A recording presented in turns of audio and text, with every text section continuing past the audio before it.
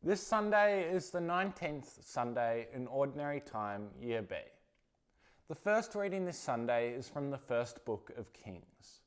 We spoke about the book of Kings on the 17th Sunday of Ordinary Time this year, a couple of weeks ago. This Sunday we go back in the book to events traditionally believed to have occurred about 860 years before Jesus. At that time, after King Solomon's death, Israel was divided into the northern kingdom of Israel and the southern kingdom of Judah.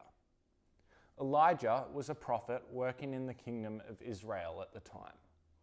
Together with Moses, Elijah is one of the two prophets that all three synoptic gospels record as appearing during the transfiguration of Jesus, that we spoke about on the second Sunday of Lent this year. Anyway, 860 years before Jesus, the king, Ahab, had married a woman by the name of Jezebel. Jezebel believed in gods such as Baal, a weather god, rather than the Hebrew God. Elijah killed 450 of Jezebel's priests after he beat them in a competition to see which god would light a fire for them. Queen Jezebel was not happy, and she swore to kill Elijah.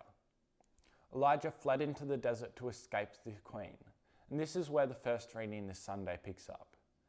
This Sunday's first reading is a great story about an angel feeding Elijah scones, bread, while he spends 40 days and 40 nights in the desert escaping to Mount Horeb, also known as Mount Sinai.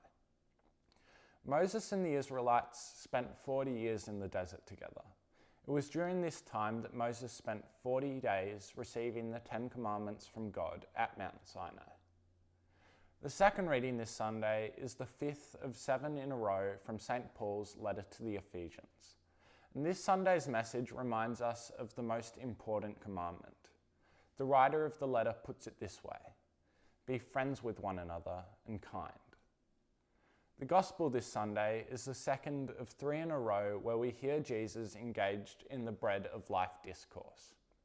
This Sunday we hear Jesus tell the Jewish leaders, I am the bread of life. Anyone who eats this bread will live forever.